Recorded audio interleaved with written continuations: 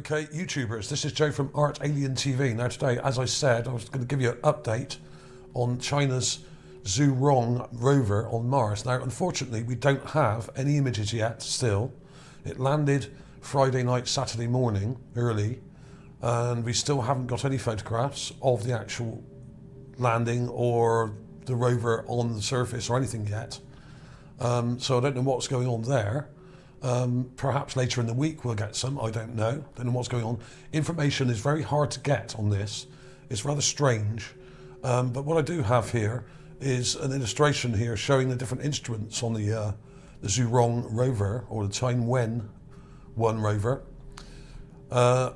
Basically, it's similar to the Spirit rover, which landed on Mars many years ago, that NASA put up there. And it's quite small, and it's got small wheels and solar panels. But what it does have are 2 subsurface detection radars. It's got 3.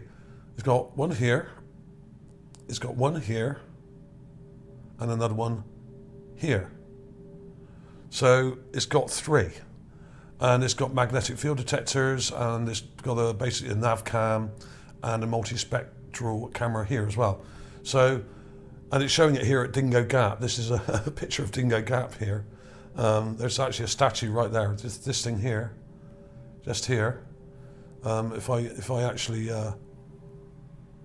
zoom in, that is a statue head there, which I've covered before. It's similar to some of the Olmec and ancient Mayan sort of artwork you might see in Central America. It's really interesting, actually. It's a carved head. The top of it's broken off, and you can make out a mouth with these teeth and a broken off nose, but with 2 eyes. What I've got here is a map also of where it's supposedly landed, smack between Perseverance and Viking 2 here. Zhurong. Is it Zhurong or is it Zhurite? That's the question. The problem is there's nothing on this. I've been looking, scouring the internet for any information. There's no images. There's a few articles in the press, but not much.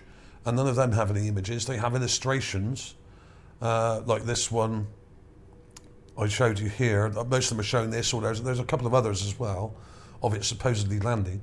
So until we actually get some photographic evidence that it's landed, there's nothing I can show you. So I'm going to move on from that. I will come back to that in coming days. As soon as I get anything solid to show you, I will show you it in a coming video. It may only be a short one. So I will come back to that. So let's move on. Now, I've also been rather busy working on this Gigapan here. Now this is an old Gigapan, PIA 17268. This is from Sol 302.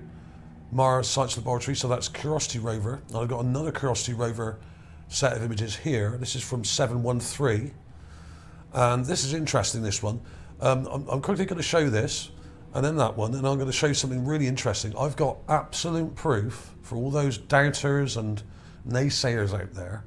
I've got absolute proof that the rover is on Mars, where it says it is. Not only the one in Gale Crater, but I could also prove it with the new rover, not the Chinese one, but with the Curiosity rover. I have some animations that I've done of eclipse images. Now, these images were taken back in 2014, and this is a partial eclipse of the sun by Phobos, which is the larger of the 2 moons of Mars. One called Deimos, one called Phobos. Phobos is the strange one with that looks kind of like a bit like a potato with one end of it kind of cut out almost. And you can actually see it in these images taken from the ground by the rover using a special filter, so that the rover's camera is not blinded by it. They've used a special filter to take photographs of a partial eclipse with Phobos passing in front of the sun, okay? In fact, what I'll do, I'll show you that right now. I've got a whole bunch of them here. I'll show you one of them now. I'll show you the blue one. I've done it in different color filters. I've got some in a sort of outline, and some I've got one in blue, I've got one in sepia, and I've got some different effects on here to prove that it's real. Okay, I'll show you the blue one first. I'll put these in again at the end of the video as well anyway, in sequence, so you'll be able to see the different filters I've used. There's no sound. These are just images. Now these images were taken, there's Phobos coming right across the sun there. Now Phobos isn't very big, but obviously it's fairly close to the actual surface of Mars, so it looks fairly big, but it's not very big. It's only a matter of miles across. I can't remember the exact size of it now, but I'll put that in the description for you. There it is. It's pretty unremarkable, really. It took me ages to do this, and you can see it better, actually. I did this one here. Now, this one is done using an effect, a posterizing effect, so that we can see the oscillation in the sun's radiation and luminosity, which proves that this is real. Okay, you can actually see the flickering here in the middle of the sun. Now these images were taken quite a long way apart. They were taken, I think that the frame rate was 2.5 per minute, so it's not even per second. Okay, so this isn't really film footage, it's time-lapse photography, where they've set a timer on the camera and it takes photographs at certain intervals, looking from a solid position without moving, and then you can put the images together in a short animated sequence like I've done. This was pretty cool, this one here. I've outlined this one. This is using an outline. It's called edge detection. And you can see the edge of the sun. And you can see Phobos now going across it from the top right, sorry, the top left, going down the sort of left-hand side. There it goes. That's Phobos. And these black dots are obviously stars and planets in our solar system. Okay? Which are fairly stable. But that was pretty cool. I'll put those in again at the end, but if there's any doubters out there, if you're one of these people like me that gets trolled by people online, by people on Facebook, by people on YouTube and all sorts, social media, saying, oh, we've never been to Mars, it's all filmed on Devon Island, you know, that kind of nonsense. Well, this proves otherwise, because this could not have possibly been filmed from Earth, because Phobos isn't above Earth, it's above Mars, and we can see Phobos here passing in front of the sun, which means it had to have been filmed from the surface of Mars by the rover. Okay, there's no other way you can do this, and you can actually see it's real, because as I showed with that one, where I've let's go back to this one. Actually, with this one you can actually see, like I said, if you look at the sun, you can actually see it change luminosity constantly, like the sun does, flickering. Okay, that's completely natural. And down here, incidentally, this flickering at the bottom is part of the rover, a reflection off the, I think, one of the antennae that sticks up just in front of where the camera is, near the bottom here, just down here. So basically, this is real footage, and this would be really, really hard to fake. And you can see all the images on the actual NASA website here, okay, which I've got here somewhere. Here we are. There's about 80 odd of those Phobos eclipse images, and there's a whole bunch of images here as well from that day of the surrounding terrain, which I'm going to show you as well. But first I'm going to show you this. This is one of my favourite Gigapans from really early on. This is taken right back many years ago, near the beginning of the Mars Science Laboratory mission, Curiosity rover, in its first year on Mars, and or in the first year it was on Mars. And we got some cool stuff here. Now, I've called this the Point Lake Snake. I did some videos on this back in 2013 or 14, going right back, so years and years ago now, about 7 years ago. And we have here, now other people did spot this at the time as well, we have what looks like a fossilized snake just here on the ground, and what looks like eggshells here, possibly fossilized or actual eggshells from some kind of creature, large creature that's laid eggs and they've broken. but we've also got one in here. Now, what these may be are where there was gas bubbling up through the mud here, possibly, and this mud and clay solidified with the sort of holes in it made from the bubbles of gas. But this really looks like here an egg, remains of an egg, okay? And we got another strange thing here that looks a bit like an egg.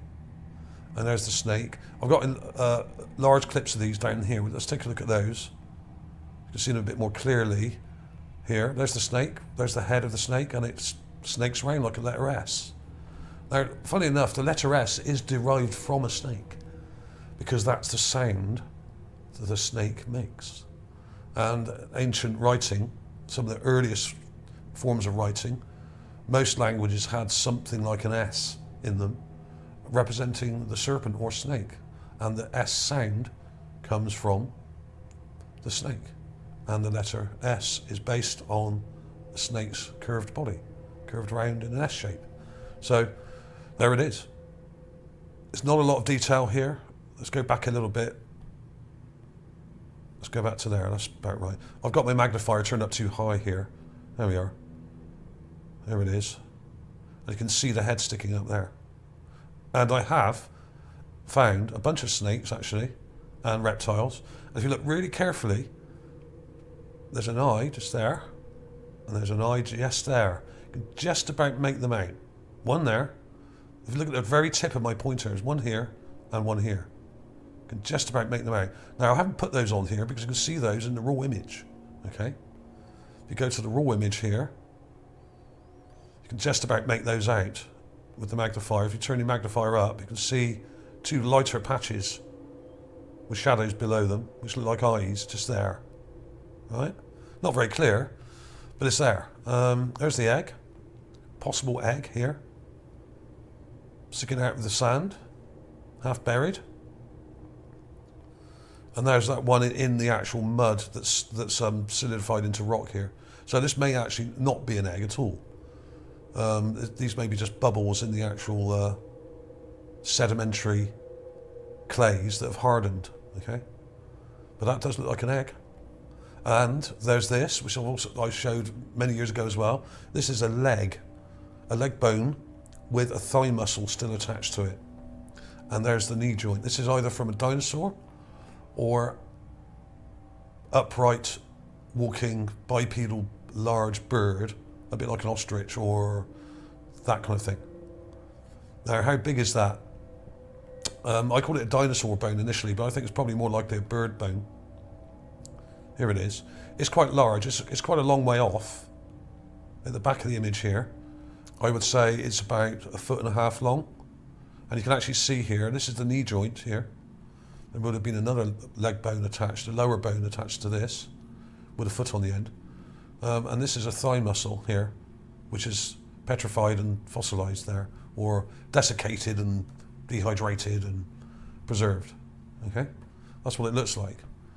So that's one of my very early finds, this one. I think the snake was found by someone else, either by Rami Bar-Ilan or possibly by Will Ferrar at What's Up in the Sky or somebody.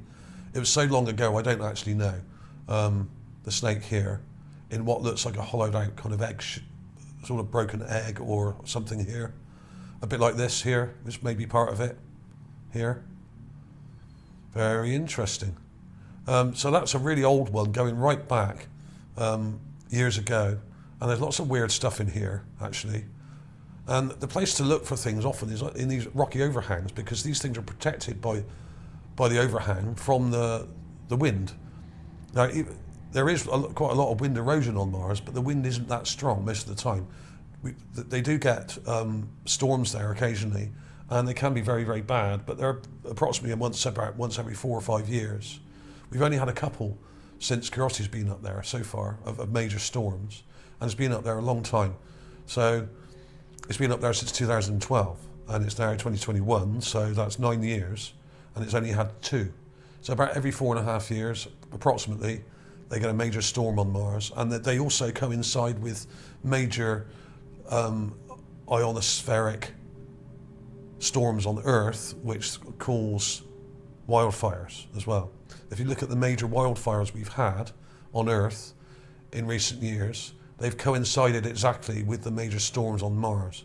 So these are caused by solar flares, massive solar flares hitting the surface. Now, of course, on Earth, we're largely protected from these solar flares by our magnetosphere, but on Mars, they aren't as much. They have very sporadic magnetosphere and magnetic field, much smaller and more sporadic than ours, and are more susceptible to massive changes in heat and these storms and stuff that come in from the sun every so often. These run on a cycle, the sunspots and solar flares, and about every 4.5 years. But there's also an 11-year cycle as well, and there's another one that is sort of about every 25 years or something, and we tend to get heat waves on Earth and stuff like that as well.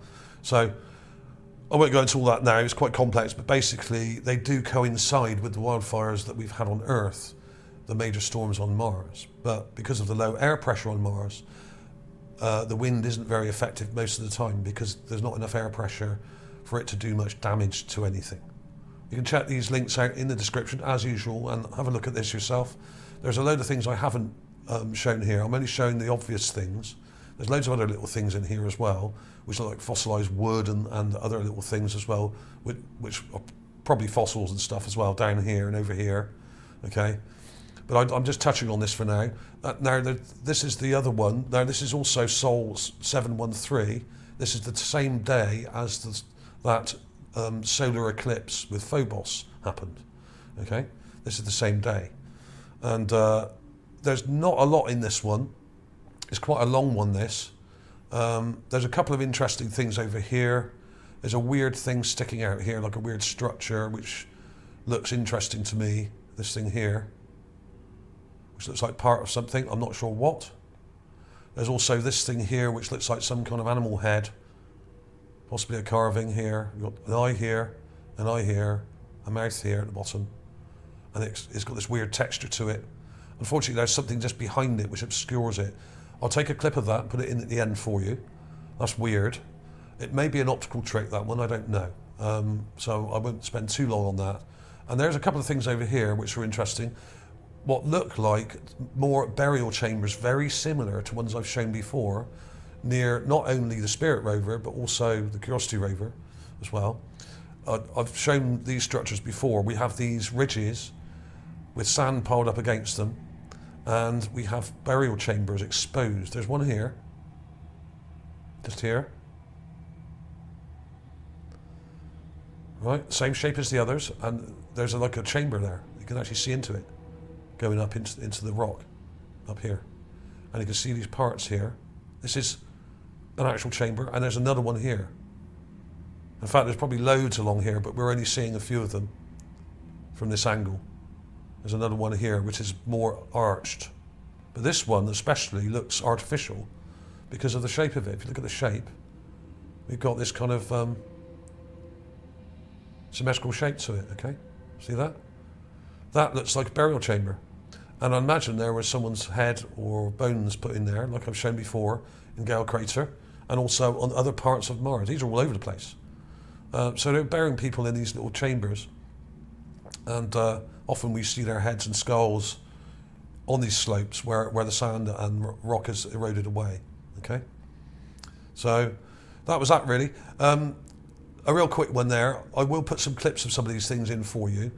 I haven't really looked at this Gigapan properly myself yet. I was too busy working on those animations showing the eclipse. Like I said, there will be more to come from the Zhurong rover, hopefully, the Chinese rover on Mars, coming up in the next couple of days, maybe the end of the week, I don't know. But it's all rather cloak and dagger and mysterious. And the fact that they've got 3 subsurface detection radars says to me they're expecting to find something rather interesting down below. And they've cleverly landed it right between all the other rover landing spots, as if it was coordinated with NASA, which I highly suspect it was.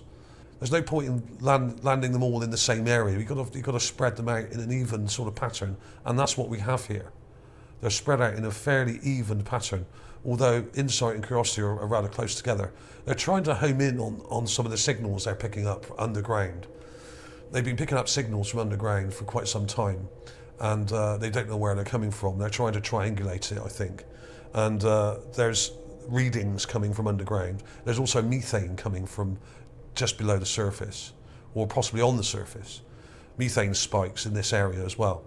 And I suspect there are those so-called dunes that I showed months and months ago last year, which are actually, I think, giant plants or fruit or whatever, or fungi that live on the surface. And when they rot down, they create lots of methane. And I think that's what's causing it. There are plants on the surface, but some of them are so weird. They actually, a lot of them grow under the ice, right? And you can see them on my channel. I'll put some clips of some of those in a minute for you, actually, to have a look at, because I think that's what's causing the methane spikes. But they seem to be homing in on something here, and it may be some of the sounds they're picking up from underground, as if there's something going on. And I highly suspect that there are probably people living underground on various parts of Mars or in various parts of Mars, and that's what they're trying to work out. Okay, so who knows what's going on there? But it does look like that's a coordinated landing spot, coordinated with NASA, to make sure that they cover an area between the other landing spots there, where we got Insight, Curiosity and Perseverance and Viking. Okay, and they've all got these devices on them for listening into the ground and even looking at subsurface structures, right? So they're not putting these things up there just for a laugh. They're not just looking for water. That's the claim that the Chinese are making about this mission. Oh, they're looking for signs of water. Yeah, right, okay.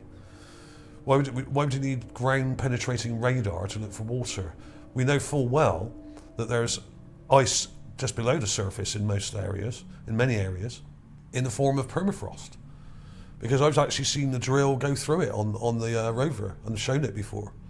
The frozen water just below the surface, literally inches below, okay?